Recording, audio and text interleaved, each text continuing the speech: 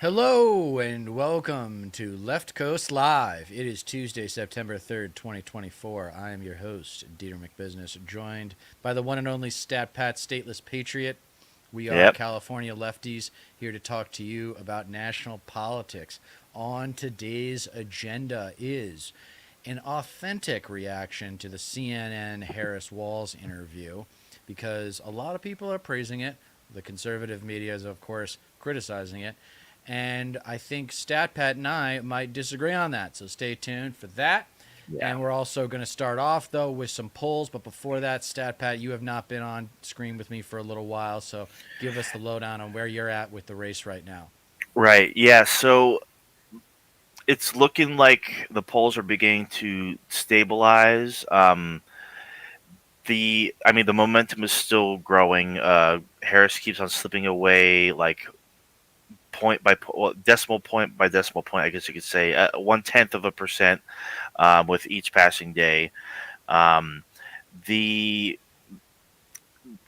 it, it's been consistent as we talked about. The momentum is still behind her because Trump's not doing himself any favors like whatsoever. The campaign is imploding. All he does is golf. All he does is complain, hashing out the same exact grievances and complaints every single chance he gets. It doesn't really even seem like he wants to win. He's already set the narrative like it's all going to be rigged anyway. I just released a short earlier. Basically the gist of it is you can't teach an old Trump new tricks. It's the same playbook. It's the same exact shit. So as long as there is no major screw ups from the Harris Walls campaign, nothing too outside the box, as long as they keep on the same trajectory, that's pretty much all they have to do, because Trump kind of needs a miracle at this point, like a big thing to swing things his way, because Whoa, it you doesn't. sound really confident. I kind of am. I mean, things could change, but like in all honesty, like Trump really does need something big to swing the momentum back in his favor. I mean, the most he can hope for is that the Yeah, well, momentum we got wears off, and three like, debates left and the VP debate, too. So there's and he plenty and of he. drama. There's plenty of Oh yeah, stage events to happen here. But oh yeah, the good news is that people usually make their minds up before the debate, and nothing usually sure, happens during the debate. We all want something crazy to happen, but yeah, usually these people are so well coached that they avoid the classic landmines like yeah. George 41's looking at his watch cost him a lot of votes in 92. That's really funny. Can you imagine just like how, oh man, for that to be like a deciding factor back in the day, or would just even be notable at all compared to the political landscape today? It's like, w- God, how times have changed. Well, the That's irony insane to the me. irony of Bush Senior, George H.W. Bush losing in 92 is that everyone crucified him for saying no new taxes and then he put in some new taxes, but it's because he was actually being, unlike Reagan, fiscally responsible. Right, He was exactly. actually trying to pay some bills, and Yeah. they God crucified him forbid. for it because he God went forbid. back on Yeah. his word, and Yeah. and then obviously Ross Perot opened the door for No, of Bill course. Clinton and changed the entire course of human history. Thank Yeah. you, Ross Perot. No, for real. I mean, for better or for worse, but I mean, it I mean, he did go back on his word though. Like he did say, "Read my lips, no new taxes," Oh, I and think that well, we'll talk more about it eventually, but of course, that yeah, generation of politics has to do with the transition of power from the greatest generation to the baby boomer generation and the almost sociopathy that comes from having an investment portfolio and thinking about retiring. yeah, Um, that's what I've realized is after kids, what people change when they have kids, and yeah, it's usually for the better on an interpersonal way. But then once they have kids, and then they're in their 40s and they start thinking about retirement, all they really care about more than anything else is the performance of their money growing. That Yeah. is their first priority. That is their nut, as they say. Yeah. And they care about it a lot. And they have been conditioned to think that tax cuts are the engine of the economy. Those are the sparks that light the economy on fire and everybody wins. Right. Bullshit. It's Right. not the way economics it's not the way economics works. Yeah. Economics No. is garbage. And Yeah. I'm getting tired or I don't know if I'm getting tired. I said I'm getting I don't know, man. I'm getting nervous. I'm getting nervous. Maybe Yeah. you don't, I'm like, I feel like I have my gut, for whatever it's worth. Sure. My gut's not always right, but I feel like there was the surge. There was a modest surge after the Hmm. convention, and that surge has since recessed, and we're still coming up against voter registration deadlines, and then Yeah. also to the October surprise, these debates, the deciding voters holding out, kind of getting off almost Yeah. on being like one of those late voters that might decide the election. And we'll talk about the Pennsylvania problem, the just simple arithmetic that if Trump wins Pennsylvania, he's got a pretty good chance of winning the election. No, of course. And the polling data, though, is supportive of your position on a national level. The Yeah. polling data for the states, however, is a little bit of a different story. Do you want to get into that? Yeah. So I I'm pretty much in agreement with you because I've kind of had the same feelings. Like gut wise, like something's telling me like something may like change the course of this election, and I I posted about it actually. I think sometime last week, and we're starting to see something um, take form, take shape. It may actually turn into something that could derail the momentum that the Democrats have right now, and that is Israel's military operations. Yep. They That's have a big now one. done it. They have now done a siege of the West Yep. Bank, which is really funny because there's no Hamas in the West Bank. So it was never about them. And what are there hostages there? Since like how'd they get there? Like Nobody Hamas has knows no. that, dude. No, of Nobody course. knows It's that. it's yeah, it's complete bullshit. So I Just said that ignorance. the only way that because you mentioned the October surprise, Yeah. and I think Kyle Kalinski's instincts are right as well. What's stopping Israel from launching an all-out offensive against Hezbollah in Lebanon, or even, God forbid, attacking Iran directly? That I mean, because Netanyahu is absolutely desperate. He's a wounded animal at this point, and protests have erupted all across Israel, and you're not seeing any reporting on it to the extent that should be reported on in mainstream media, at least here in the U.S. Because the reason these protests are happening is because Netanyahu's getting all the blame for the recent killings of the several hostages in Rafah, I believe, in Gaza. And so I don't understand why more pressure isn't being put on the Israeli government and Netanyahu about this. Like it's a good opportunity politically to seize and actually criticize him uh, with substance. Like this is on you. This is Hmm. because you accepted the ceasefire deal back in July. Well, I mean, necessarily accept it, but Hamas did.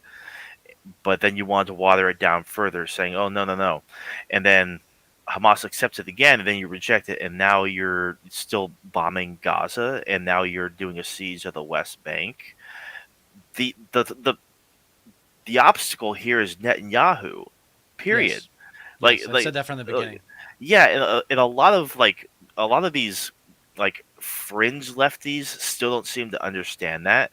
Like there are some that still think that like that because nothing has changed, Kamala Harris is going to be the exact same as Biden, or it doesn't matter who wins. It's there's still in ignorance. It's still a little blip, and I just get too like deep into these cesspools, as it were. But ultimately, it is entirely up to Netanyahu. Now, to the extent of which further military operations influences the way that the election goes, who knows? Because Biden's not going to stop being president until January. It's I mean, both he sides are pro-Israel, so no, yeah. To the it's a kind of a I know you think it could be the October surprise, but it's become apparent to me that if for no other reason than there are just not that many of them, the Palestinian population in America has no voice yeah, and nobody cares.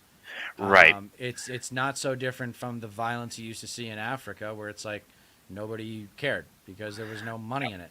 yeah, no, of And course, there is money, however, in defending Israel, political money, and the aristocratic Zionists, shall we say, in America have a lot of power, yeah. and they are ubiquitous in their presence in the media.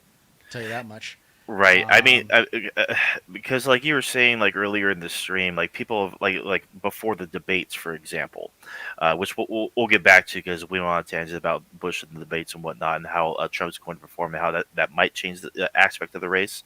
But generally, if because you said people already have their minds made up, so like the debates might not make much of a difference. Like Trump would need to be like overwhelmingly great in like all the debates for it to make a difference. I But wouldn't put it past her bombing, dude. He has to just look no, better than her. I don't know if he has to sure, dominate. I think no, it's yeah, American elections aren't decided by a lot of voters in a lot right, of places. It's like if she's going to win, it's going to be Pittsburgh and Philly first and foremost. If I mean, she's going to nail Philly, but yeah. Pittsburgh's a lot more conservative than Philly.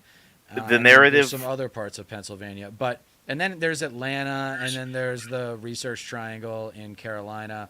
But none of those places, like I said, nothing is more valuable than Pennsylvania because it's not just 19 electoral votes; it's the 19 that she wins. And by the yeah, way, yeah, if that new Nebraska second district doesn't go her way, then we could have a tie, which would be yeah. insane.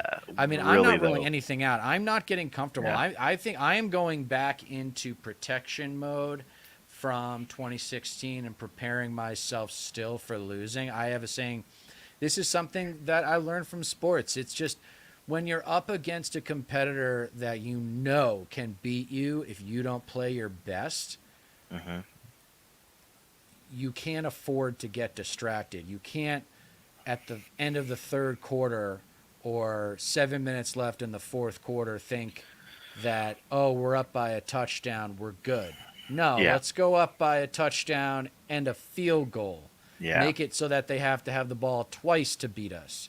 You know what I mean? Like, yeah, it's not good enough. Like, this is that I want to say it's that abusive father that you know that scene from Breakfast Club where Emilio Estevez is like, win, win, win. You know that whole thing? You know yeah. that scene? So it's actually taking that and making it useful. Hmm. Yeah. So what Kamala Harris needs to prepare for to prepare to counter when she debates Trump is the narrative that she can't run the country, that she doesn't know how, that she's not prepared, that she's not fit to run the country. She needs to hammer back at that. She can't be on the defense. She can't be like, "Oh well, me and Biden, we did this and that, and I'm gonna be a good president. I'm gonna be president for all Americans." And that, like, no cliches, hit them where it hurts, actually elaborates. You I don't you know. can't let the narrative run that you are unfit or unqualified, even though it's bullshit. You think she's You got have that to in be. her?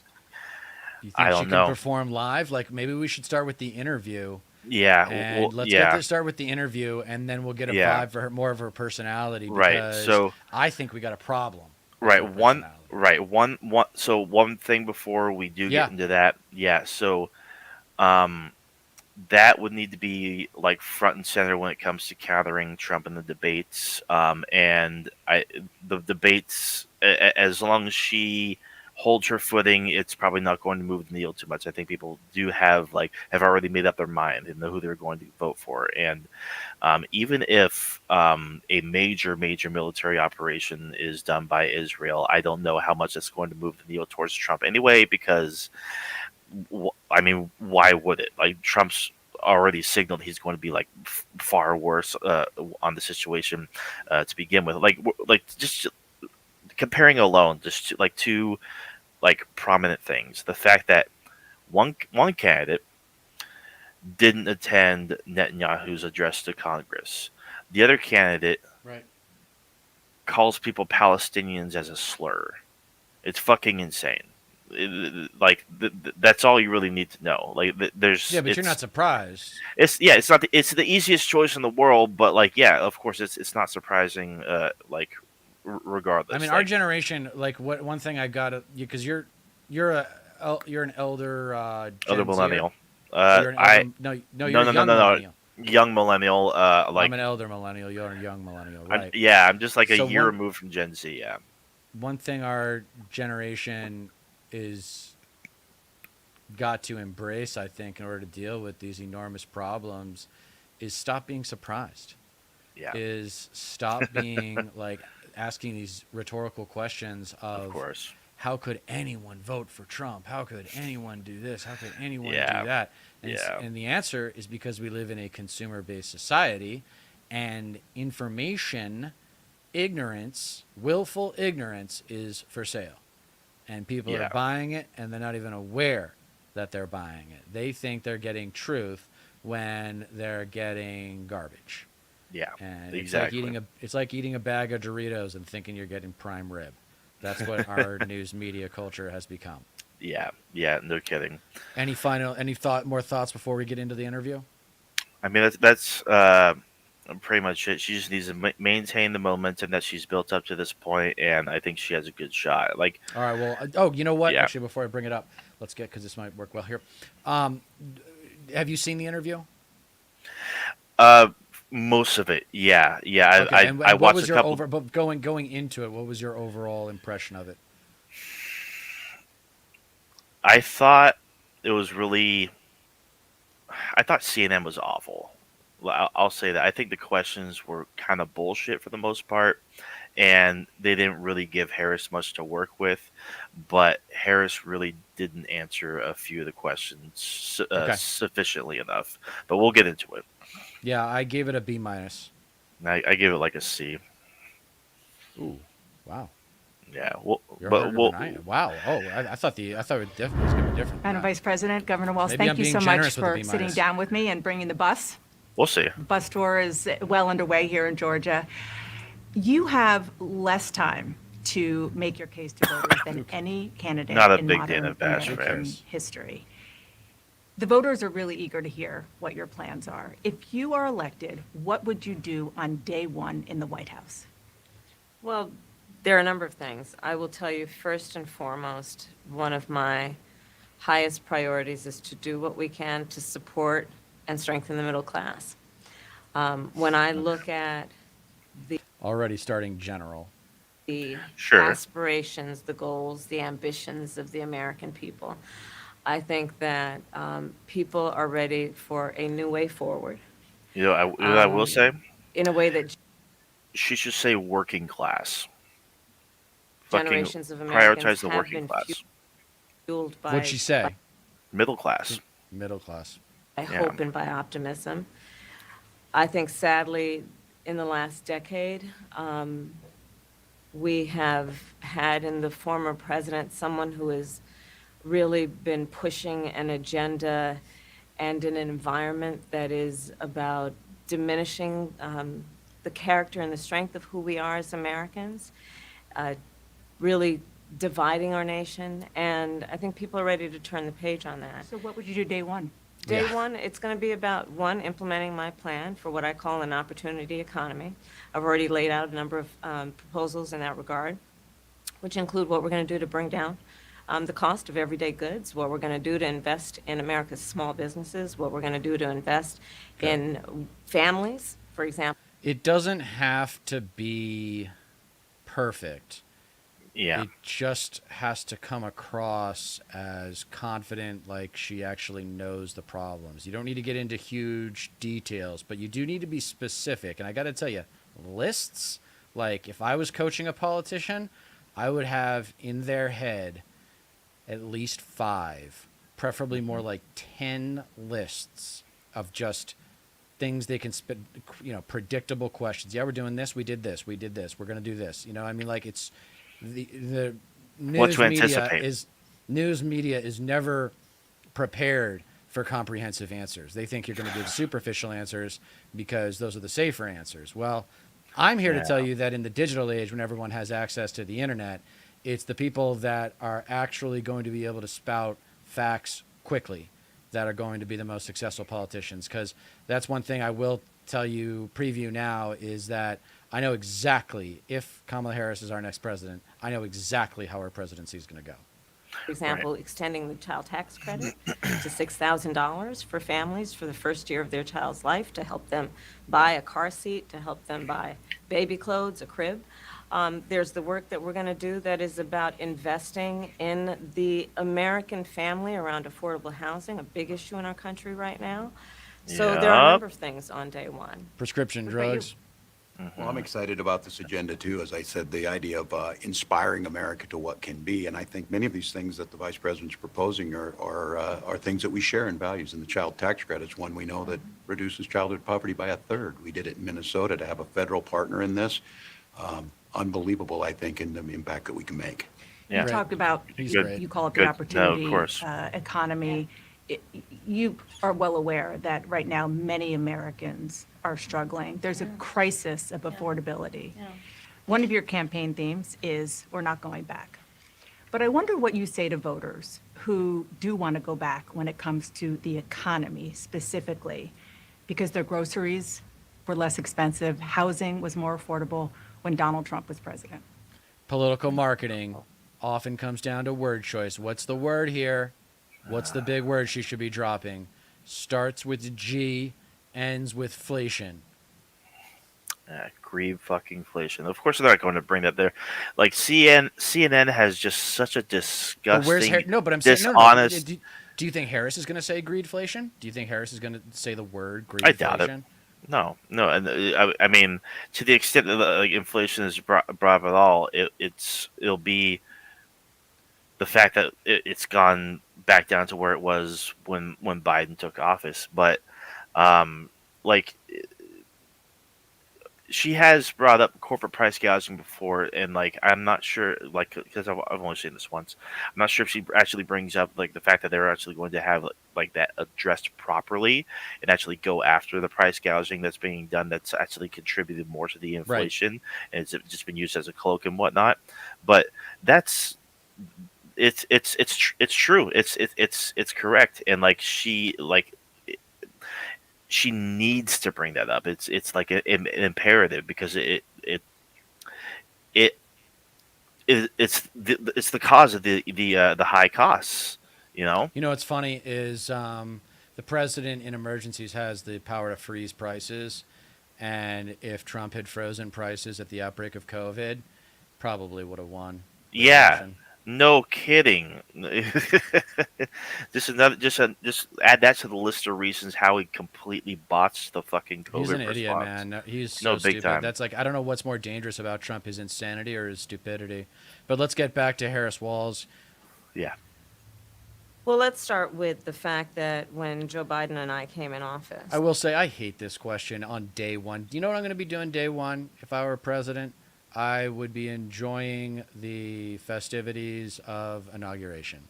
Sure. And making sure that people who are supportive of the campaign get a little love. And then Yeah. I would get into work. And Yeah, of I've course. been thinking ever since if you win the election, you've got 3 months to figure out what you're going to do and what you're going to prioritize. This idea Yeah. of day one, like she should, I don't know, man. I just I want mean, somebody the to more go accurate back- term- I want someone to go back at the media and be like, let me tell you how to do your job better. Yeah. Because I've actually studied media, and I know what constitutes good journalism, and you guys don't ask the right questions the right way. No Or you kidding. don't, and maybe that's not even the right framing. Maybe it's good or bad questions, but there is a right way and a wrong way, and it's never, Yeah. this frame is all it is. All this question is done on day one is to just No. say what her top priority is. Well, that's an opportunity until you take Yeah. control of the Not. conversation Yeah. and you say, wait a second, I've got a lot more than just one priority. Here Or are one my day. three. Yeah, exactly. Yeah. Right. Or one day. Like this is you're trying to reduce my campaign down to one issue. Like that is Yeah. how to attack the media. No, Is of to go course. back and be like, I know what you're trying to do here, and the Yeah. American public is smarter than what you are framing this issue as. Literally, So here's it's- what. So I don't care what question you asked. Here's what I'm going to say anyway. Yeah, You know what I mean? It's reductionist completely. I'm going to because- answer the question that you should have asked. That should be your attitude. Yeah, and not to mention, like, there's always an emphasis on the first 100 days. That first 100 days, as has been, demonstrated by previous administrations and whatnot, is always considered to be like the busiest time of the presidency, where you want to get the most done, like especially in terms of executive orders and whatnot. Yes. So like And that. well, in Congress. No, yeah, yeah, and like, and just when it comes to the fucking media, especially CNN, what's really disgusting about like their questions, it's a dishonest neutrality bias. They're inserting neutrality on issues that are not fucking neutral to begin with. Like, And they're oversimplifying things. There's only so Yeah. much the president can do to deal with inflation. A lot of this inflation has to do with the deregulations in the market that have happened under both conservative Right. and Democratic presidents. So let's Yeah. talk about the addiction we have to tax cuts and deregulation as the vehicle for economic productivity, because those are artificial ways Yeah. of stimulating an economy. Those are not organic ways of stimulating an economy. All Right. right, let's get back to it. Yeah. During the height of the pandemic, we saw over 10 million jobs were lost. People, I mean, literally, we were all tracking the numbers. Hundreds of people a day were dying because of COVID. The economy had crashed. In large part, all of that because of mismanagement by Donald Trump of that Yes. crisis. Yes. When we came in, our highest priority was to do what we could to rescue America. And today, we know that we have inflation at under 3%. A lot of Yes. our policies have led to the reality that America recovered faster than any wealthy nation around the world. But you are right. Prices, in particular for groceries, are still too high. The American people know it, I know it, which is why my agenda includes what we need to do to bring down the price of groceries. For example, dealing with an issue like price gouging, what we need to do to extend right. the child tax credit to help young families be able to take care of their Yeah. children in their most formative years, what we need to do to bring down the cost of housing. My proposal includes what would be a tax credit of $25,000 for first-time Good. home buyers, so they can Bingo. just have So she's doing enough what- to put she's a doing what I down want. payment on a home, There we go. which is part Yeah. of the American dream and their aspiration, but do it in There a we way that go. allows Not a perfect policy, by the way, but It's not. It plays well. them Of to course, actually get yeah, on it's the something. path to achieving that goal and that dream. So you have been vice president for 3.5 years. Yeah. We would be hypocrites with how much we talk about political marketing to criticize that play. Right. Right. The steps that you're talking about now, why haven't you done them already? Okay. Well, first of all- so this is it.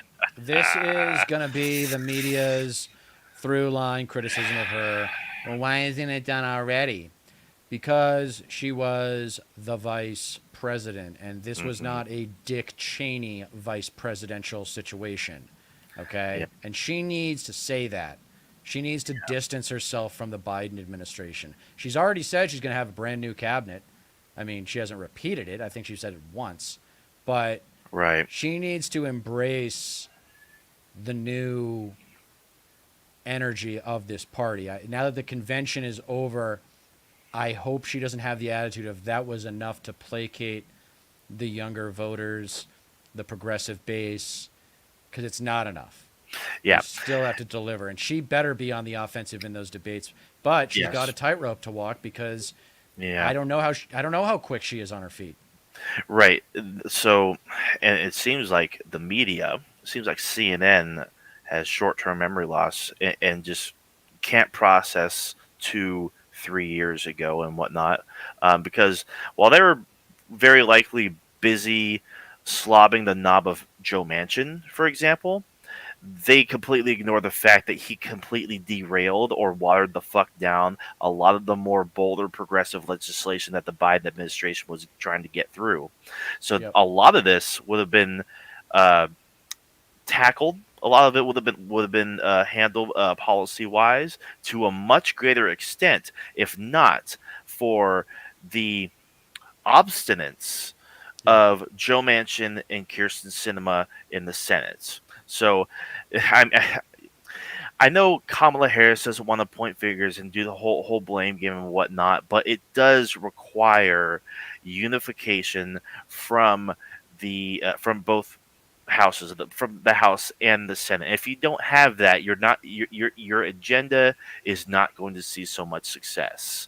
And it's like, I think right now is the perfect time to take a shot at Joe Manchin. He's on his way out. He has no future power. yeah, no, Right for now is the- real, it's like, exactly. Oh, it's like, you know why it's going to be different? Because my hands aren't going to be tied by the likes of Joe Manchin and Kristen Sinema. Yeah, Both of those, both of those obstacles to progress will be out of the way. Thank God. And then show Exactly. some, like, I mean, Exactly. drop the names. Like, I don't know. I mean, I kind of like Kamala the bitch. I think a lot of people want her to be a bitch. Please. Like, not because you can't really be a bully when you're a woman. Like, it's just not the same. I don't know. I just think in terms of performance and what kind of vibe she is going to need to transition into now that the debates are the most important thing remaining in this election. First of all, we had to recover as an economy, and we have done that. I'm very proud of the work that we have done that has brought inflation down to less than 3%. The work that we have done to cap the cost of insulin at $35 a month for seniors. Donald Trump said he was going to do a number of things, including allowing Medicare to negotiate drug prices. Never happened.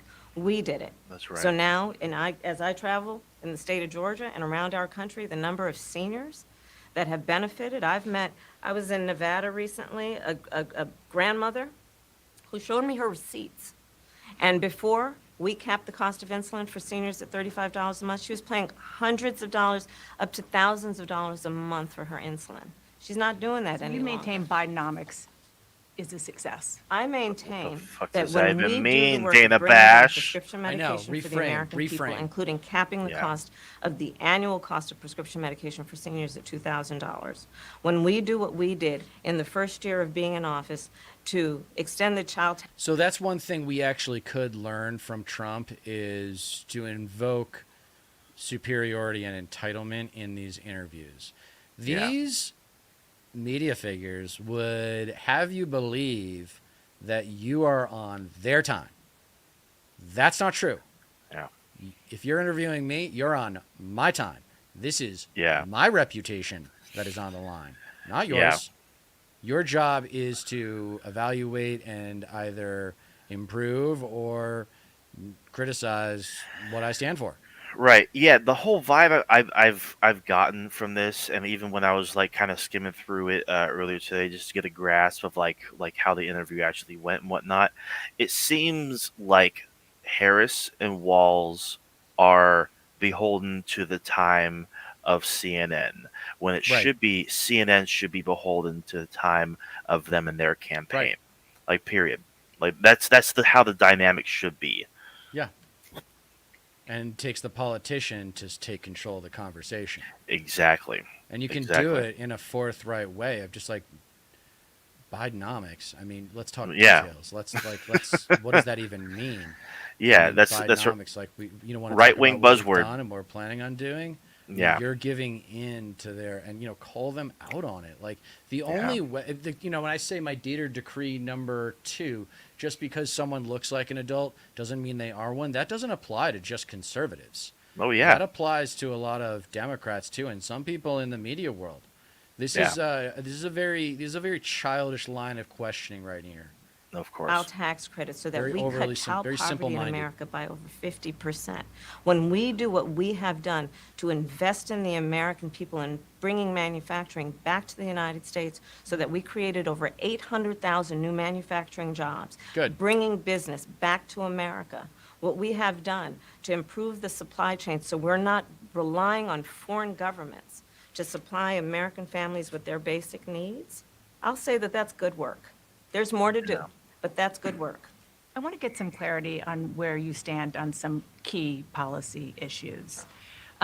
Energy is a big one. When you were in Congress, you supported the Green New Deal.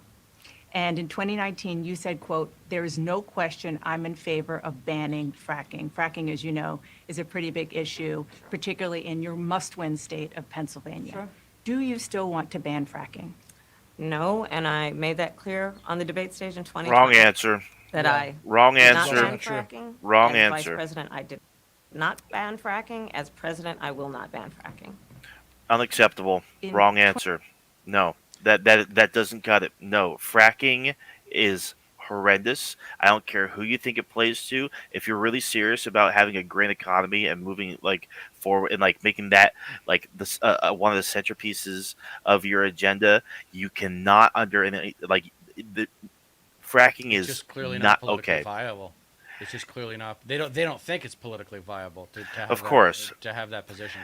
Sure, and like they have to. I mean, and they know their audience too. They know exactly like Well, she even said it in the way they asked the question. Well, Pennsylvania really cares about this. I mean, it's a pretty like there are a lot of other issues to talk about. The fact that she sure. brings up this is just like they looked up Pennsylvania. What's one of the more important issues that she's flip flopped on? Right. It's just another one of those instances of taking control of the conversation. Be like, America could be like the leading just powerhouse when it comes to putting forward green technology. We could be like the beacon that the world looks to when it comes to progress on green energy and solar, maybe even nuclear as well. Like clean energy, ecological, environmental approach uh, to energy in general.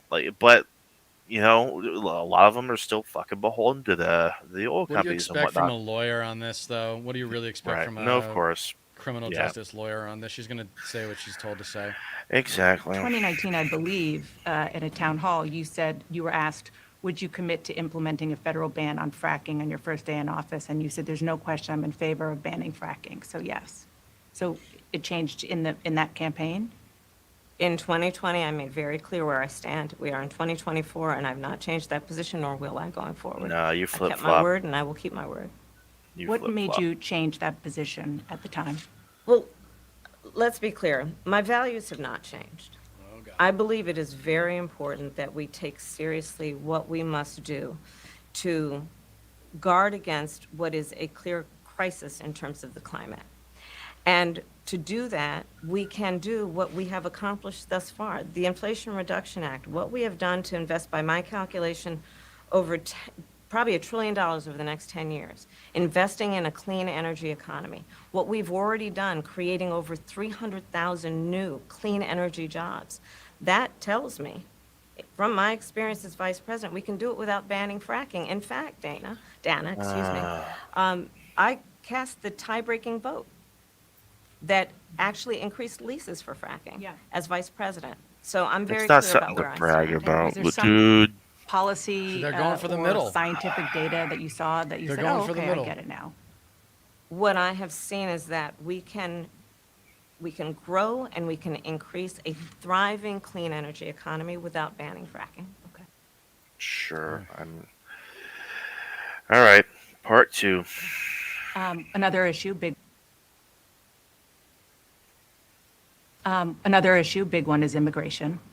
As vice president, you were tasked with addressing the root causes of migration in southern countries and Northern part of Central America. the northern part in particular, of Central America that deals with, that affects the Right, southern steer the border of the conversation, U.S. right.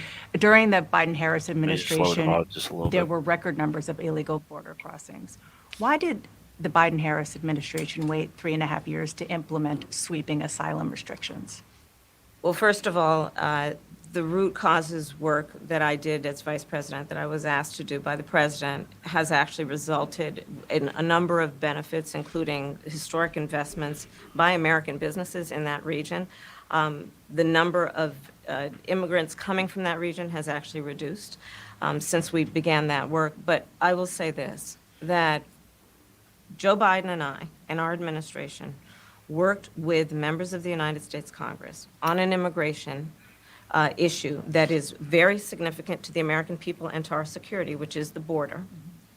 And through bipartisan work, including some of the most conservative members of the United States Congress, a bill was crafted, which we supported, which I support.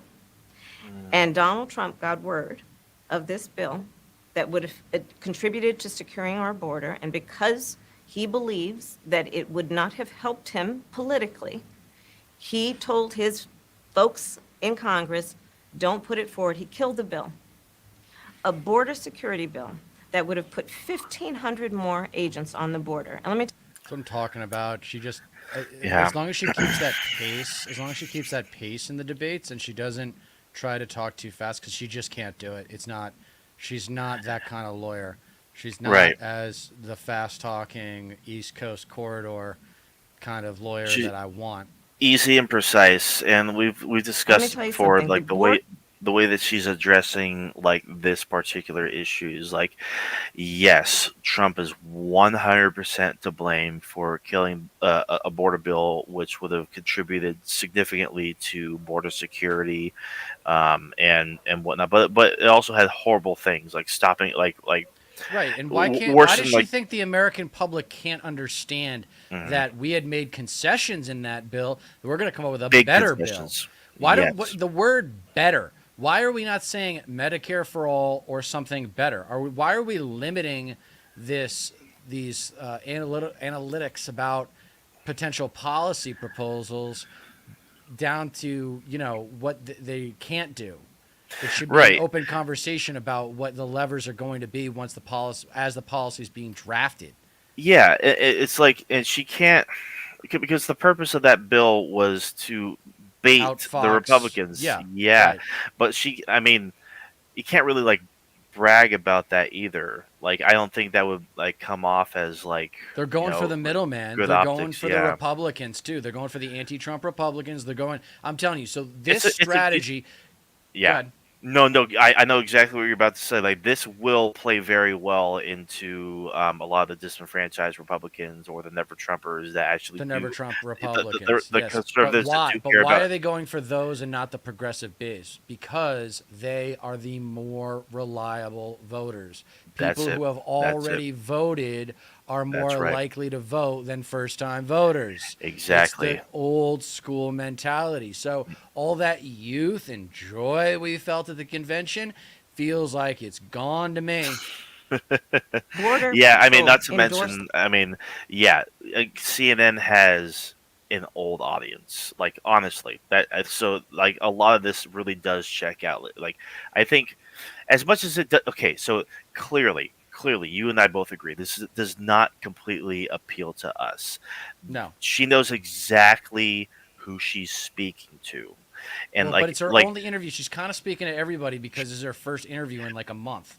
yeah, and not to mention they like conservatives for a while now have been saying like, well, why hasn't she done the interview yet? Why hasn't she done the interview? Why haven't her and Waltz done the interview? Like, why why should she talk to me and this and that? Like, here she is now, and now she's playing into a lot of those conservative talking points because immigration is like probably like if not the top one, the very very top issues that concerns them. So the biggest issues in the election are economy, abortion, and the southern border. Right. So like she knows exactly who she's speaking to right here. Xenophobia reigns supreme in America in the 21st century. Force Right. the bill.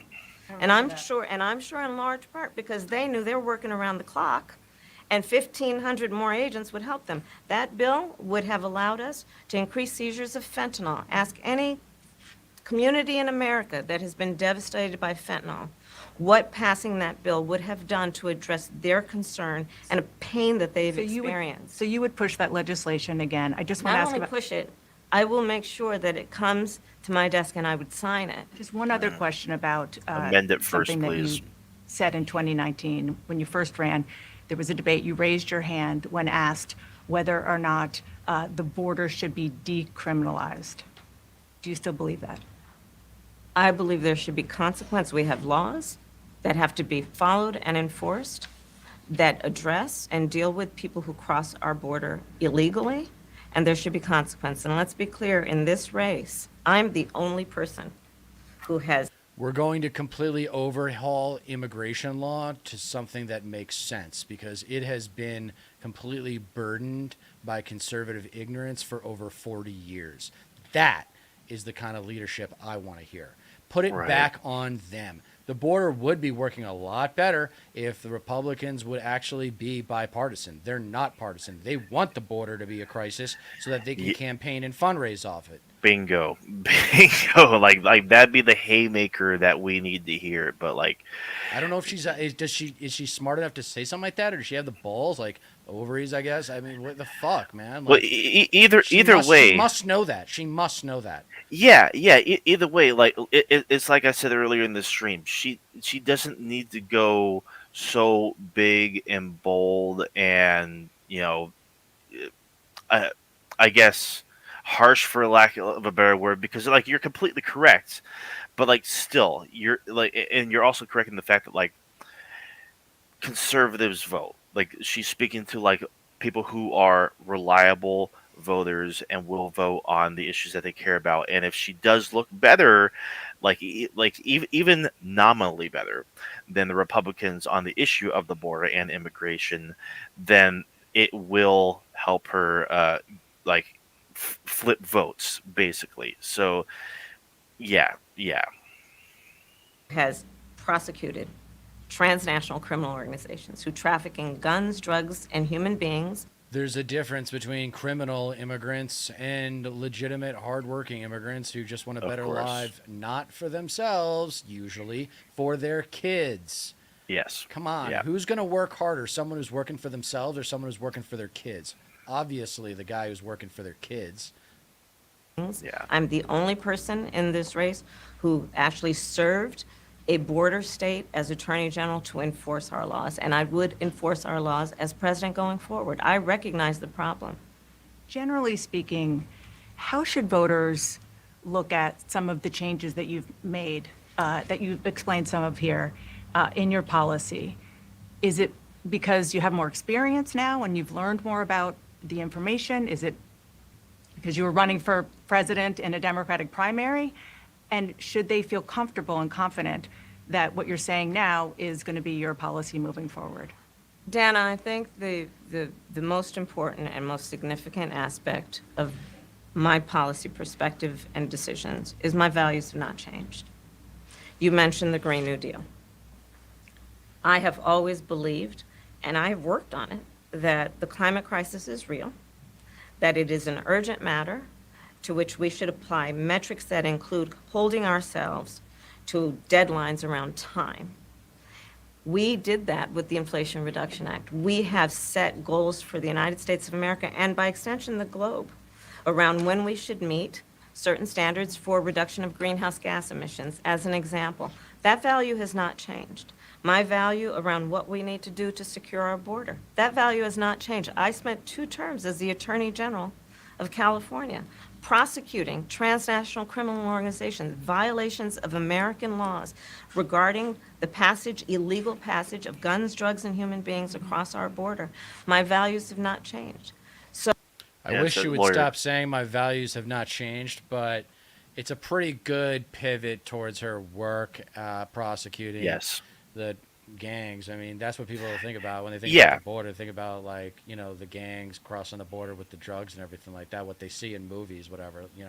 Yeah, it's her lawyer coming out. It's her lawyer coming out. It's like you mentioned before. Like when we first were reacting to the potentialities and whatnot of Harris leading the Democrat ticket, her prosecutorial record would definitely play in her favor when it comes to Republicans. And like CNN's not the leftiest network for sure, so playing into these more right wing talking points, it will garner her favor. I mean, because like especially when you consider you're running against a guy who's convicted of a 34 felony count. So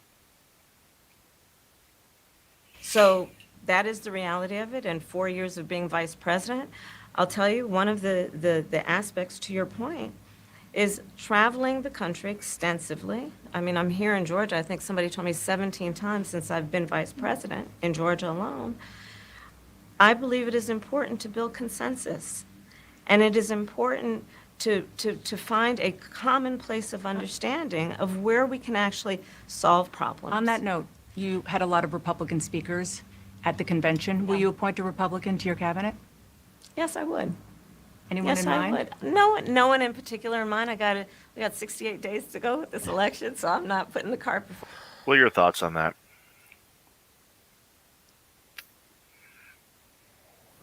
Not a big fan. Yeah, I'm not either, but also I don't think it necessarily hurts her because she is still trying to appeal to the conservative voters. And when we reported that on the last stream, how many ex-Republican staffers and whatnot were Yeah, 200. flipping over and Yeah, they endorsing definitely read that Harris. news bulletin. Yep. Yeah, I mean, more than likely, she probably just put someone in there that is very much a never Trumper, and just leave Adam it at that. Kinzinger's the only guy. Adam Kinzinger's the only guy that I think that she would appoint, and I wish Right. she would just like, she could have had even more fun. Like, that's what I'm saying, dude.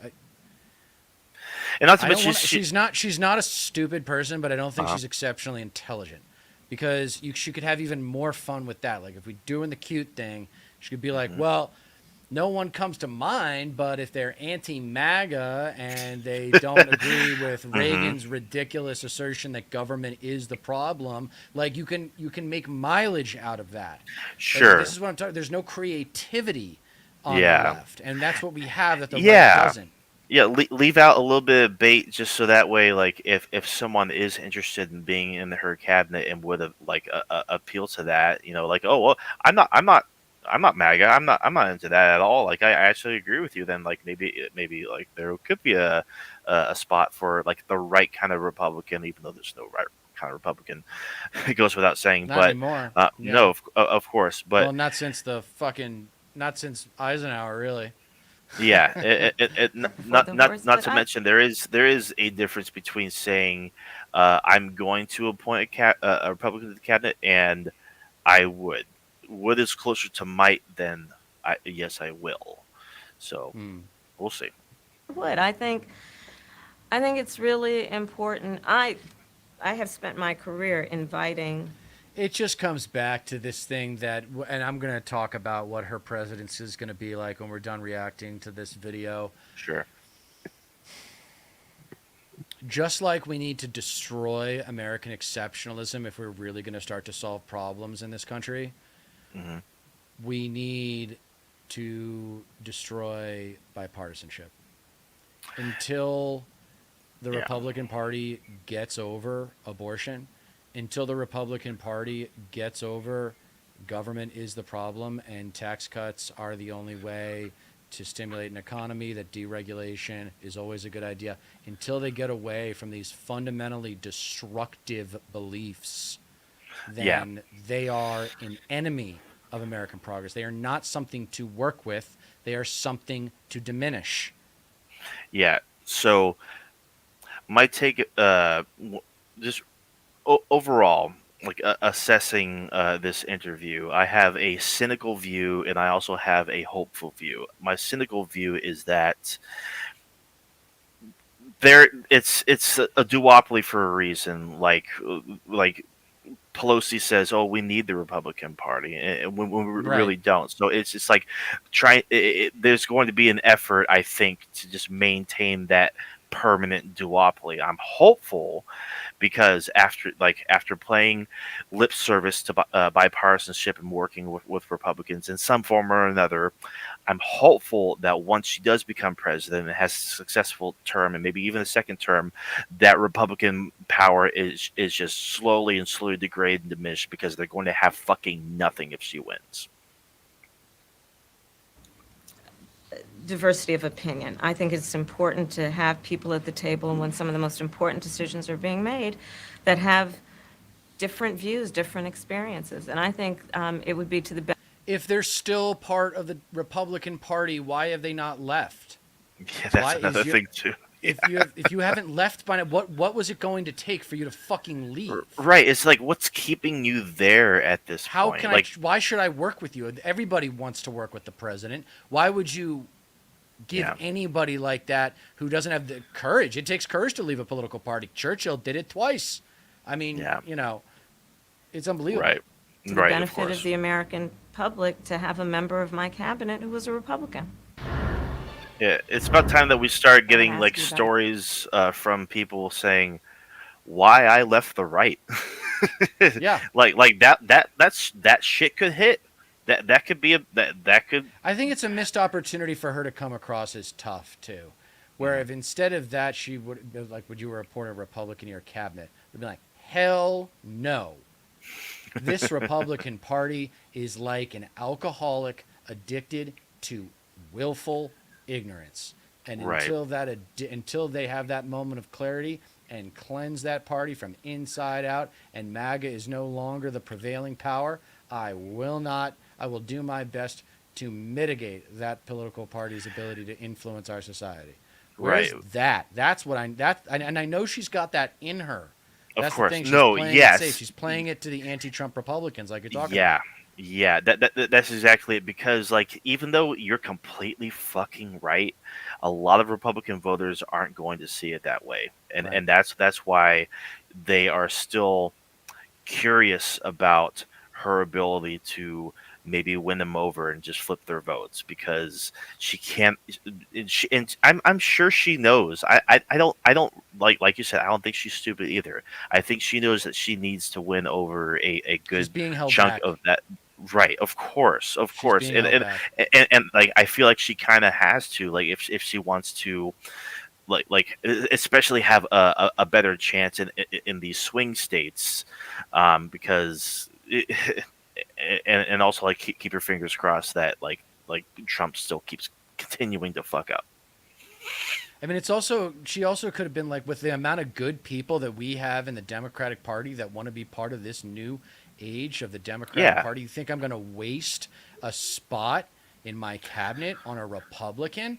Like, Yeah. go. I mean, I'm trying to. She could even get explicit about it. Like, I'm trying to appeal to anti-Trump Republicans, but I'm not going to act like their party is something it's not. Yeah, no, of course. We have to deal with Yeah. reality here if we want things to get better. Yeah. The infected wound doesn't get any better until you look at it. Right, of course, and not to mention, like, just like ordinary people, or like I mean, Democrats in general, and even a lot of independents. It's like part and parcel that the Republican Party is associated with Trumpism, with MAGA. That's like, when a lot of people think of the Republican Party, they think extremism, they think lunatics, they think just unhinged extremism in general. It's just a party of cruel clowns, a party of bullies. Radical. So, I mean, it yeah, is really radical. In this day and age, to be messing with women's reproductive rights, it doesn't happen in any other country. Every other Yeah. country has moved past this issue. Yeah, it's just a You got your gigantic balancing act. opponent, Donald Trump. Okay. I was a little bit surprised. People might be surprised to hear that you have never interacted with him, met him face Yeah, I to don't face. care. Hurry up. That's going to Let's get through change this. soon. But what I want to ask you about is what he said last month. He suggested that Hi, you Megan. happened to turn Thanks for black joining. recently for political purposes, questioning a core part of your identity. Yeah. Any, Same old tired playbook. Yeah, Next question, please. no, That's it? Yeah, don't That's even it? pay it Okay. any mind. Let's That's talk right. about some- Good move. Be the adult, yeah. And I was Yeah. watching a conservative commentator like, "Oh, it's a missed opportunity." Like, no, dude, No, it's bait. It's bait. Notice Missed when you're opportunity getting for bait, you, because maybe. As soon as she says anything, Fox News is going to be like, "See, identity politics. See, Bingo. DEI." Yeah, literally, like, about some the foreign moment policy? like you play into it, you're just doing the right a favor. You're Yeah. giving them content. You're giving them something to work with. No, I mean, and that's where I'm at, because I come from a conservative culture. Is Yeah. stop respecting them. Mm-hmm. Like, Oh, stop yeah. being surprised. Stop respecting them. Right. Stop trying to change them. They are never going to change. They actually have changed over the last 20 years, and they've gotten worse. Of course. Yeah. They were always bad, but now they're even worse. Yeah. So get real. It's ugly. It's uncomfortable. A lot of famous people are conservatives, Mm-hmm. especially athletes, ironically enough, because that has to do with competition being the engine for their success, Yeah. as opposed to artists, where it's all about creating something that relates to others. Otherwise, why the hell are you creating it? Right. So that's No, the of course. artistic athletic divide reinvoked. The issues that would be on your plate if you become commander-in-chief. President Biden has tried unsuccessfully to end the war between Israel and Hamas in Gaza. He's been doing it for months and months, along with you. Would you do anything differently? For example, would you withhold some U.S. weapons shipments to Israel? That's what a lot of people Yes, on the progressive immediately. left want you to do. Literally right now. Let me be yesterday. very clear. I'm unequivocal and unwavering in my commitment to Israel's defense and its ability to defend itself. And that's not going to change. But let's take a step back. October 7, 1,200 people were massacred. Many Only young people 1,200? who were simply attending a music festival. Women were horribly raped.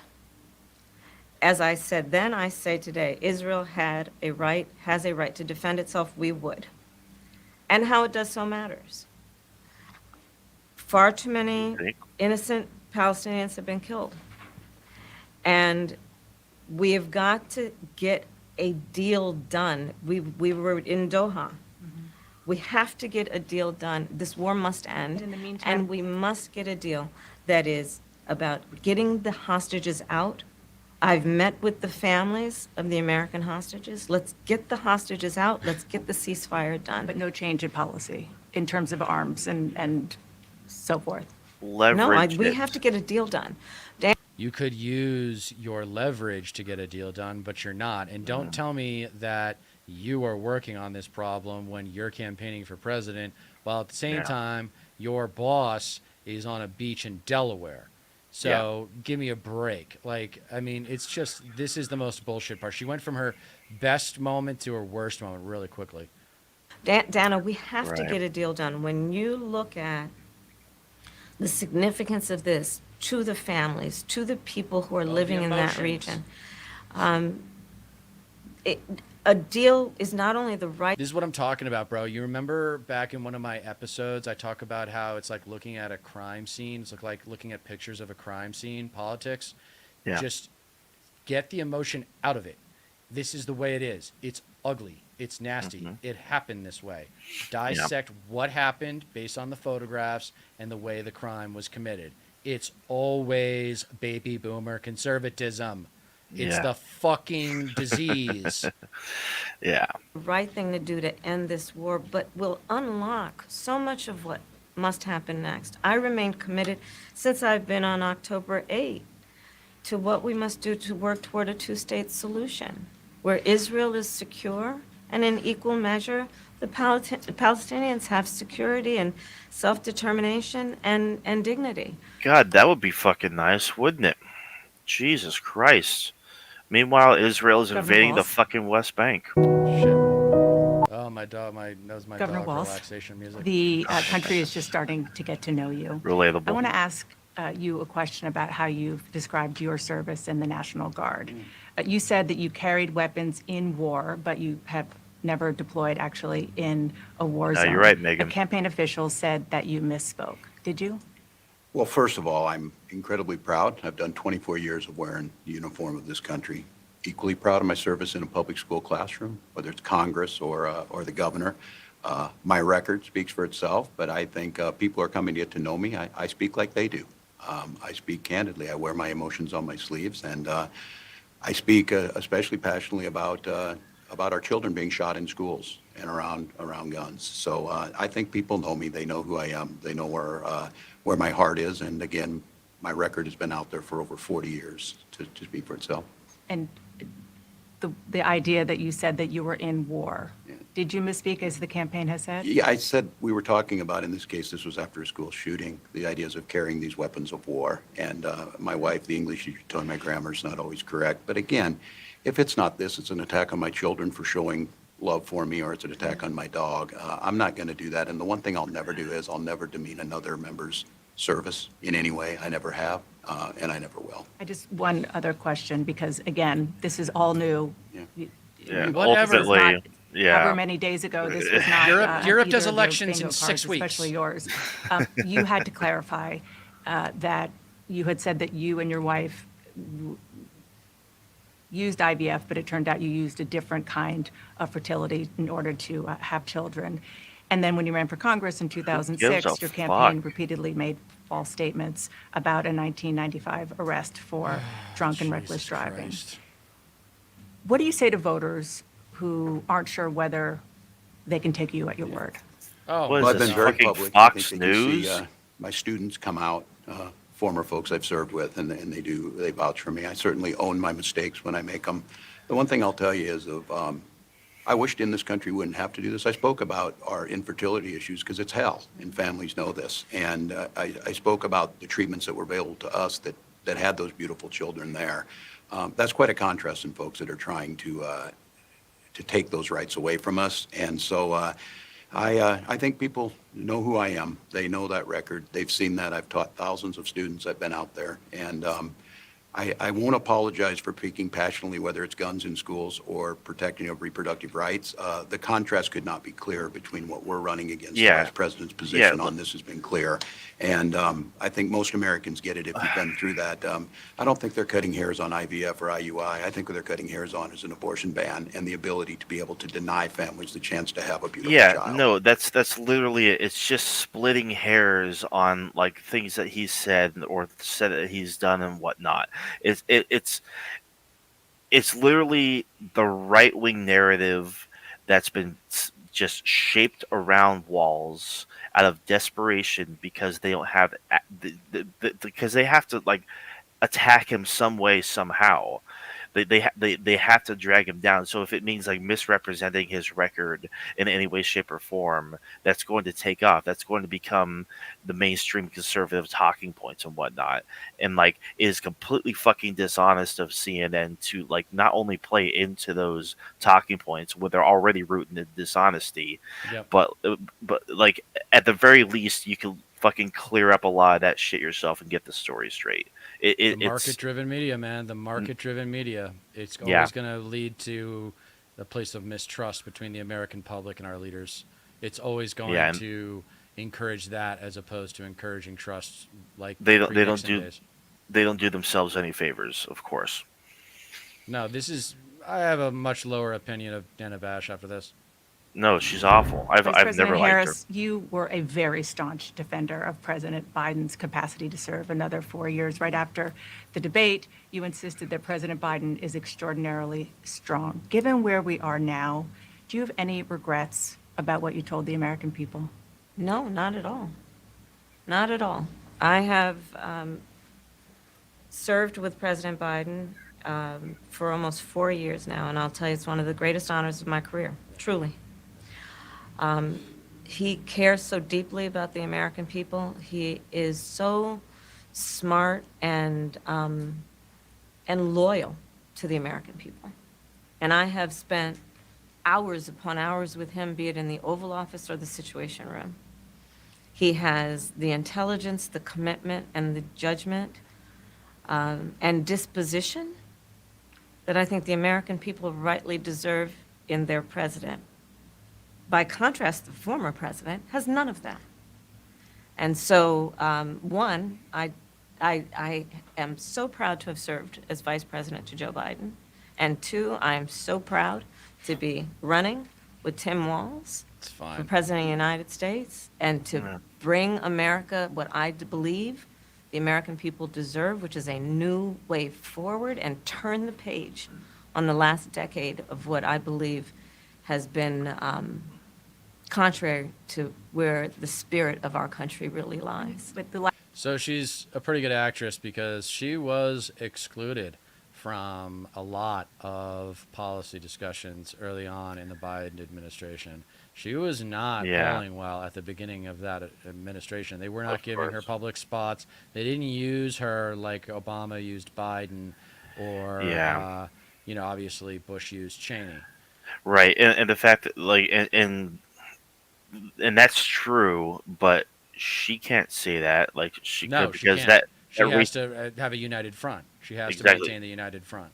raises too many questions, and she And then you knows could that end up she with a can't. lawsuit too. You could end up getting sued by a state of like, you knew the president was incapacitated and you didn't do anything, and Uh, then we spend another 5 years of litigating course, that.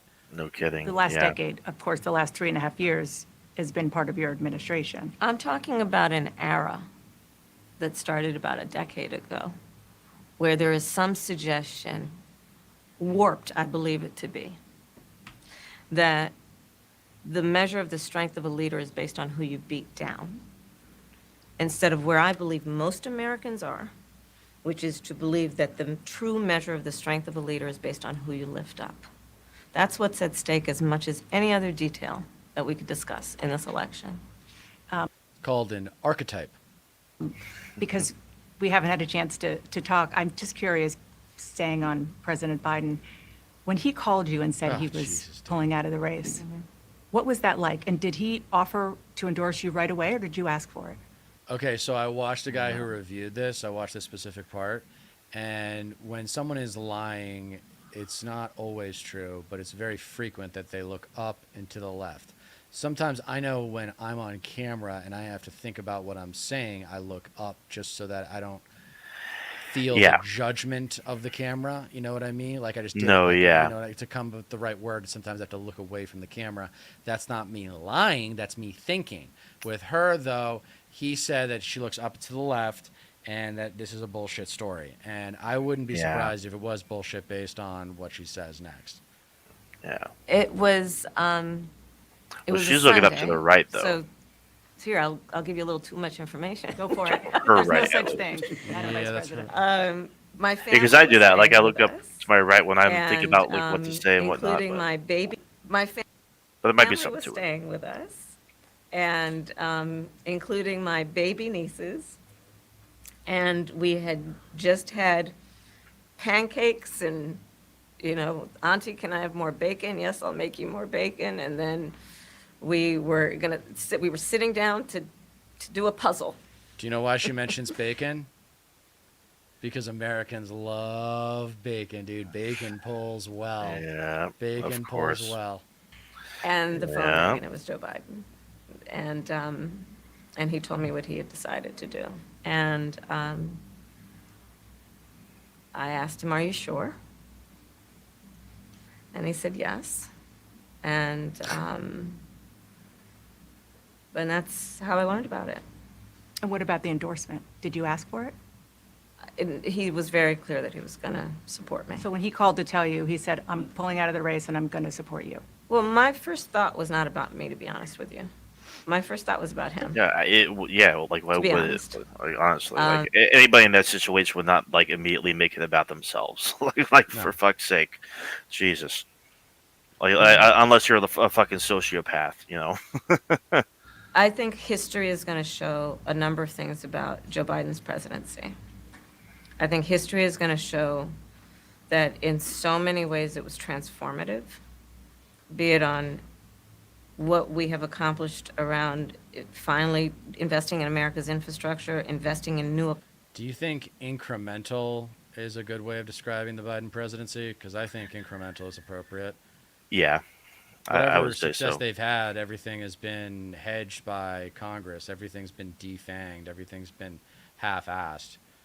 Yeah. I can't think of a single piece of legislation that really got through the way that progressives would have liked it. Like Steve No, Bannon, for example. most things he did get done end up getting like watered down and whatnot, Yeah. and like we like we mentioned before, the stonewall, the obstacles in the Senate and whatnot, like Build Back Better was not like as it was passed. Like I don't even know if it was like passed as it was. Like it was completely watered down from its original form and whatnot. And like none of like you couldn't even like make amends to it. Like to even like add like progressive things onto it that would have been that were popular because they weren't going to get the actual votes needed. So yeah. New economies and new industries, what we have done to bring our allies back together and have confidence in who we are as America and grow that alliance, what we have done to stand true to our principles, including the one of the most important international rules and norms, which is the importance of sovereignty and territorial integrity. And I think history is going to show not only has Joe Biden led an administration that has achieved those extraordinary successes, but the character of the man is one that he has been in his life and career, including as a president, quite selfless and puts the American people first. I just have to ask you both about two standout moments, aside, of course, from the addresses that you both gave, but standout moments that were perhaps unexpected during the convention. You mentioned one of them, Governor. A moment that you shared, that the world shared with your son, Gus. You were speaking, the camera caught him, All vibes. so incredibly proud of you, so emotional, saying, "That's my dad." Yeah, I don't know as a father I could have ever imagined that. I'm grateful for so many reasons to be on this ticket, but that moment, to understand what was really important, to have my son feel a sense of pride in me, that I was trying to do the right thing. And it was, you try and protect your kids, it brings notoriety and things, but it was just such a visceral, emotional moment that I'm grateful I got to experience it, and I'm so proud of him. I'm proud of him. I'm proud of Hope. I'm proud of Gwen. She's a wonderful mother, and these are great kids. And I think the one thing is talking about the era we're in is our politics can be better. It can be different. We can show some of these things, and we can have families involved in this. And I hope that there was I hope people felt that out there, and I hope they hug their kids a little tighter because you just never know, and life can be kind of hard. And last question, speaking of Madam which- Vice President, the photograph.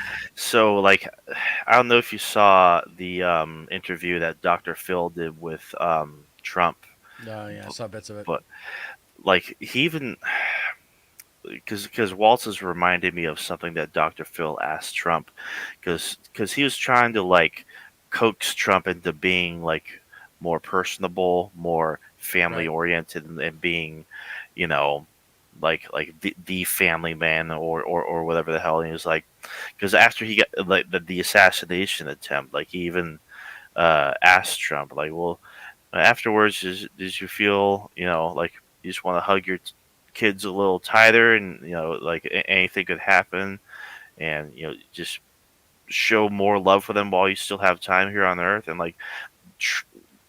Of course, like what kind of fucking answer is Trump going to give to that? No even modicum of empathy or compassion. No. Like not at all. Like I forget exactly what he said, but it was like nothing even remotely like anyone with like a soul would respond with. Yes, that's what he is. He's an agent of evil. Yeah. That has gone viral. You were speaking, one of your grandnieces that you were just talking Yes. about was watching you accept the nomination. You didn't explicitly talk about gender or race in your speech, but it obviously means a lot to a lot of people, and that viral picture really says it. What does it mean to you? I am running because I believe that I am the best person to do this job at this moment. Bullshit. You're running for president because you were Joe Biden's vice president, and you were lucky. Yeah, to get that's picked. right. You were Yeah. lucky to get picked. There was a fierce competition for that position. You lucked out. Yeah, pretty much. For all Americans, regardless of race and gender. But I did see that photograph, and I was deeply touched by it. And you're right, it's the back of her head, her two little braids, and then I'm in the front of the photograph, obviously speaking. And it's very humbling. It's very humbling in many ways. Did she talk to you about it afterwards? Oh, she had a it's lot so to talk cute. Oh, isn't it so cute? She listened to everything. People are and she dying in a listens to everything. genocide. Give you your in hot takes? Oh, yeah, Palestine. definitely. Yeah. Yep, bombs Madam are Vice dropping President, all over the Governor Middle Walz, East. thank you so much for your time. We're All having right. a good Thank you. time. Thank you, Dana. We're all Thank you. having a real good time. All right.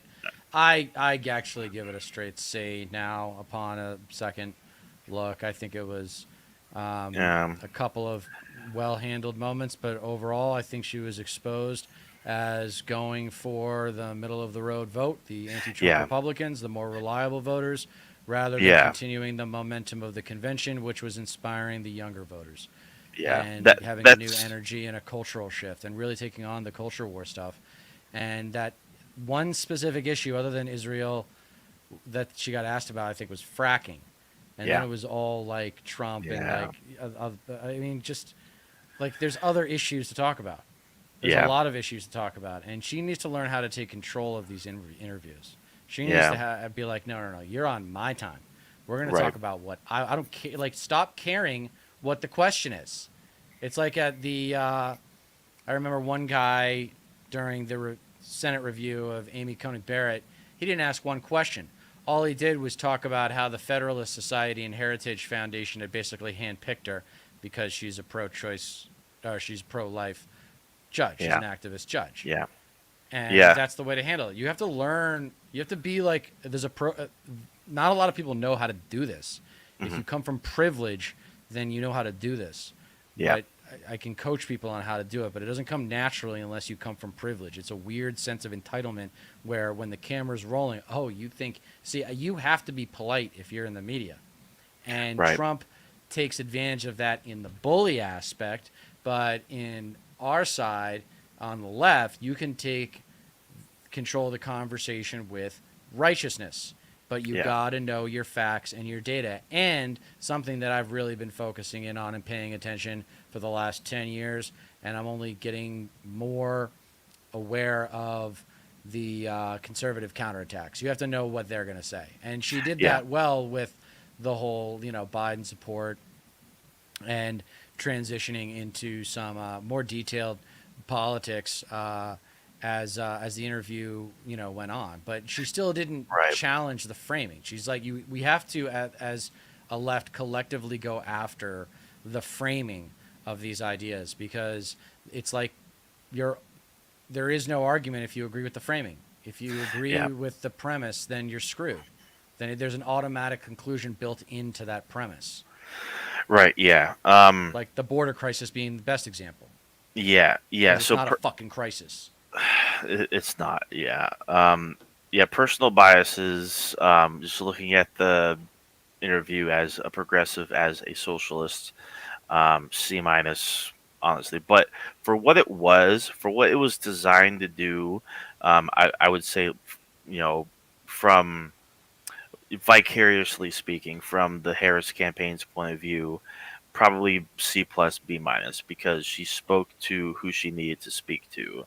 I think it's like an interview like that is going to play well for people who are more on the fence, maybe like right leaning voters who are curious. Yeah, they as just to turn what their she has cards to over. say. They just turn their Yeah. cards over in terms of what they're trying to do with their strategy. Right. It's definitely going to play well for those like more moderate voters, those more centrist voters, people who are a bit more skeptical about her but don't like Trump.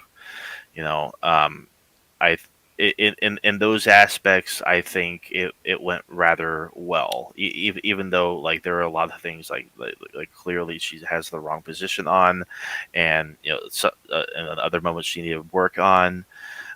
It could have been a whole hell of a lot worse. I don't think this will really affect her campaign much at all. In fact, it might actually help her, honestly. All right, let's do the polls. Okay.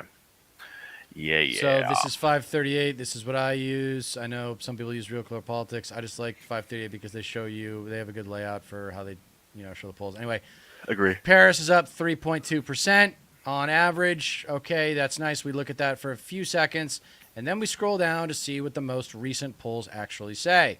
How long those polls, like a week-long range, is a little weird. Sample size and the results. And Harris is up by 2 in the most recent active vote. Tip Insights I thought had a conservative bias, but I'm not so sure about that. Again, Ford 3.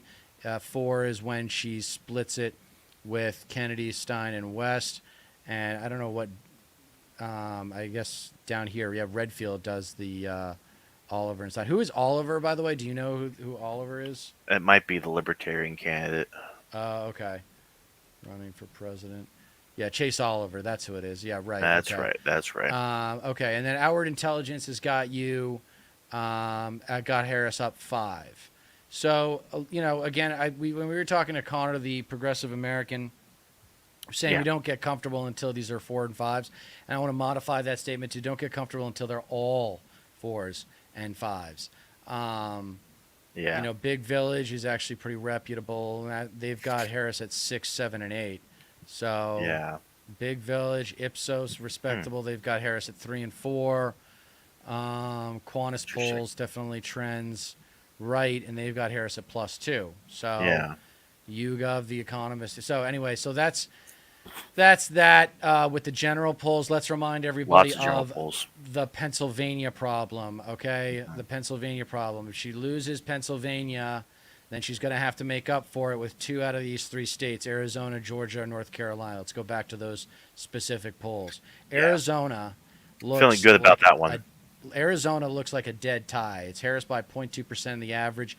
Insider Advantage, most recent poll, has it as dead even though it says Harris 48 and Trump 49. Redfield, somewhat respectable, has Trump, but that's in a race including Chase Oliver and Jill Stein.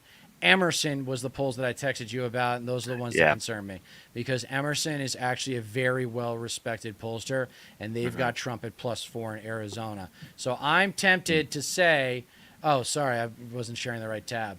I'm tempted to say that this is the poll right here, this Emerson poll right here. This is the one that scares me. This is the one that really scares me. Well, look at this right here. The Hill. Emerson calls the Hill. The Hill does lean right. They do have a more like a slightly right leaning audience. And then you see Morning Consult with the evens and the +2. So I mean, Right. I just think for strategic purposes, in terms of arithmetic, just being conservative about actually predicting this race, I think you have to just assume that Trump's going to win Arizona. Right, and not to just for mention the the whole arithmetic. the other poll that was above that one too that had Trump up by 1 was also done by the Telegraph, which is also a slightly right leaning, right skewing. Right. Uh, Though the biggest polls were that consult poll, Morning Consult poll, and then the Fox News one that ended on the 26th, so it ended a little bit over a week ago. Right. So Registered that voters had Harris at +1 in Right. Arizona. And Interesting enough. registered voters as opposed to likely voters. So I think they might have a registration problem in Arizona, the conservatives. I don't know. We'll see. I know that one thing that we do got to keep in mind with Arizona is that we do have a couple big things going for us. For one, Abortions on the ballot. that and Tim Walz polls higher there than pretty much any other swing state by far. So that might I would say like Harris is probably like just slightly ahead, like the 0.2 percentage ahead on average. It does check out. So, I mean, I have a good feeling about Arizona. All right, you feel good about Arizona. I am saying for just competitive purposes, let's assume that Trump gets it, okay? Sure. Who wins in Nevada? She's plus 0.7 over Trump right now in the averages. That's interesting. Insider Advantage has Trump +1. In a likely voter poll, Redfield has it at even, and the Telegraph is conservative. Again, that Emerson College Hill has Harris at +1. Yeah, Luckily, so this is the state that matters the least. So, but you got to call it even. Of course, yeah. But even Morning Consult and Fox News have Harris at +2. So maybe she does. So maybe let's do this. She polls better there than Arizona. Yeah.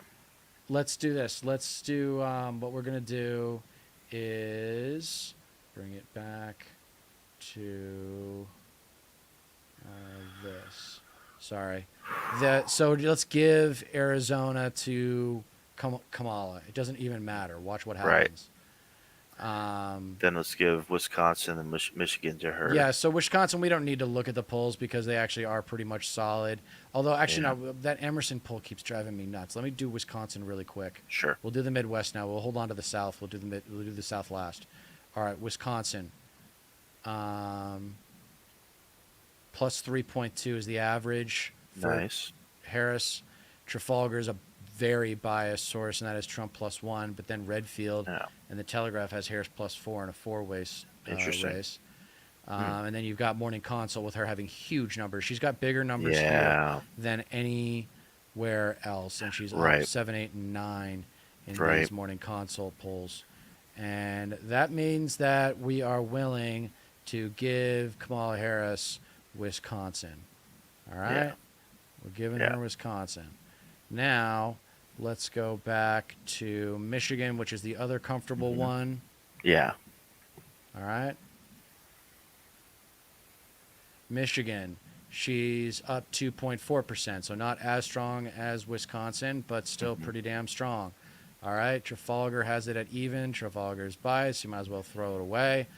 Redfield has Harris at plus 3 in a four-way race, which Interesting. looks pretty good. Emerson Yeah. College has Harris at plus 4. So, That's yeah, really good. I think it's pretty easy to see that Michigan is reliably Harris. So Mhm. she's up to 257. All right. Yeah. So she needs what? 13 to win, right? So she's got to win one of these three states: Pennsylvania, right. North Carolina, or Georgia. Let's Mhm. go to the state that she's actually. Let's go to the state that. Let's go to Pennsylvania. We're staying in the Midwest. Let's go to Pennsylvania because everything Yeah. hinges on Pennsylvania. If she does, For real. we're gonna show you what happens in Pennsylvania when you take away some blind spots here. Plus 1.2 Yeah. is the average for Harris, okay, in Pennsylvania. Okay. Now, Trafalgar Group has it at Trump plus 2. Trafalgar's bias. Wick has it at even and plus 1 in a four-way for Trump. Redfield has Harris plus 1 in a four-way. Okay. With 1,000, those are likely voters. The last registered voter poll was sorry, I keep doing that. The last registered voter poll was the Morning Consult, Bloomberg, four-way, Harris plus 6. Okay, Mhm. so that's encouraging, but you just cannot hang your hat on one poll. All right. Of course. Yeah. Red Eagle Politics and SoCal Strategies, those are throwaway polls. So Right. I am pessimistic. I am strategically pessimistic about Pennsylvania. Right. If you go back to the map, obviously, if she wins Pennsylvania, she wins the presidency, okay? Even without Right. Nevada, because Nevada's only worth 6. Yeah. For strategic purposes, let's remind our audience of the Pennsylvania problem. If it comes down to the wire and Trump is able to win Pennsylvania, all right, Harris has got to win either Georgia or North Carolina, assuming Virginia goes blue, which it should. All right, Yeah. let's go to the one. And assuming that's- Arizona goes red too. Let's go to the one. Yeah, we're assuming Arizona goes Yeah, red. of just course. for again just being conservative in our strategy. Yes. And then I want to do Georgia is actually the one that looks closer between these two. So Georgia is Harris by plus 0.4 in the averages, and then the insider advantage has Harris at plus 1. So I'm not comfortable with that. Redfield and Wilton has Trump plus 2 in a four-way. The next four-way is the Morning Consult. That's likely voters. Harris plus 2, which is encouraging. And then registered voters, Harris plus 2 and Harris plus 1 in four-way from the Morning Consult. That's the poll that matters most to me, is that Morning Consult registered voters four-way, and that's Harris plus 1. Then Right. we got the Fox News polls, which both have Harris at plus 2, even head-to-head and four-way. So Okay. I think it's encouraging, but I'm still not satisfied. I'm not comfortable. Sure. Yeah, and it might be that way for the whole rest of the race as well. So I'm just going to give it to Trump. But the good news is Trump still has to, if he wins Georgia, still has to win Carolina. Right. So even if he wins Arizona, so he still needs to run the table on those other states. So Yeah. let's take one last look at the state polls. And we're going to take a look at North Carolina. Carolina blue. Carolina is currently red with Trump up at 0.4%. on the averages, but let's take a look at the most recent polls. Insider advantage, Trump +1. Okay, so let's get down to Yeah. the morning consult because that's what we've decided are kind of like the more reliable Sure. polls. So morning consult, four-way action, Harris +1. That's encouraging, and that's registered voters. And then the Fox News poll is Trump +1. That's not encouraging, and that's registered voters. That's in five-way action, Trump +1. So it's just that's a coin toss. It's a coin toss. Yeah. Yeah. S- North So Carolina again, might go red. He so might actually have a chance with if that he one. gets North Carolina, then she's going to have to get Pennsylvania. Yeah, of course. And I don't even know if Nebraska first is in play or not. I feel like it is, but I don't know much about it. Is there polling for that one? I don't know. Let's find out.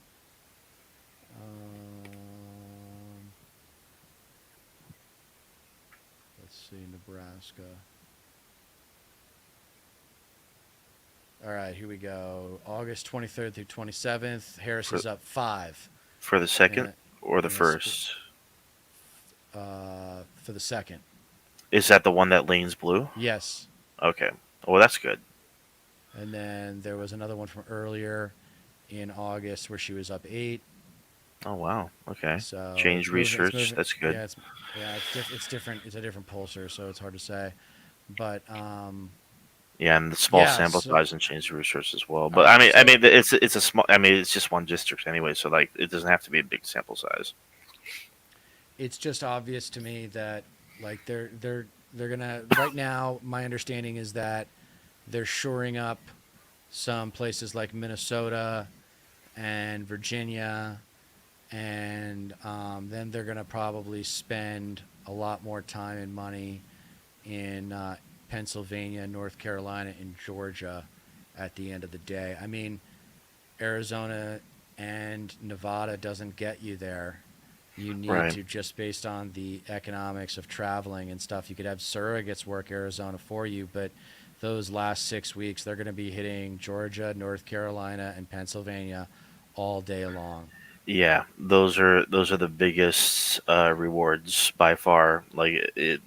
I dedicate a lot of time, money, and energy the next couple months to those 3 states for damn sure.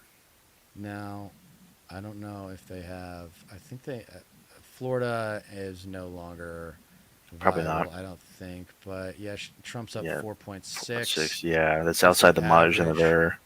But Yeah, he's up everywhere. Yeah. Yeah, he's up. Well, I see a 3, but that was financed by a Democratic pollster, Yeah. and then I see a 4. But no, Florida's not happening. I saw somewhere that someone said Texas is more likely than Florida. Let's see. Texas, Trump's up No, 6.1. don't on the look like average. it. No, Trump's even He's up stronger for in it. Texas. Yeah. Can we look at New Hampshire? Yeah, sure. Yeah, how's it? Because that's an interesting one. They've gotten a little bit less blue over time. Oh yeah, I Harris up mean +7. comfortable lead. Yeah, Yeah. yeah. I mean that checks out. Yeah, Anything else? interesting. No, that's it. All right. Good show. So I think that's it. The only final comment I was saying was, no, we covered it during the show. Just the only note that we have them staring at was, they're going to be going after her for being the border czar and acting as if she was president the last 4 years. And I think if she needs to, she can be like, look, I was the vice president. I wasn't the president. I served at the pleasure of Joe Biden. Right. And we can talk about the good. She's got to know her stuff though a little bit better, I think, with the details. She's got to be a little bit sharper with the details. But Yeah, I think you're right in your analysis that that interview served its purpose. It's disappointing that they're going with this strategy. sure. It's disappointing that they're not going with more exciting, big change politics. Yeah. Anything Yeah. I mean that's pretty much it. Hopefully, sometime down the future, if she does become president and does do interviews like this, maybe down the line, maybe the narrative will change. Maybe she'll be a bit more aggressive because she's probably earned it at that point. And hopefully the Republican Party will be a bit more oblivious. But oblivious, obsolete, to be more accurate.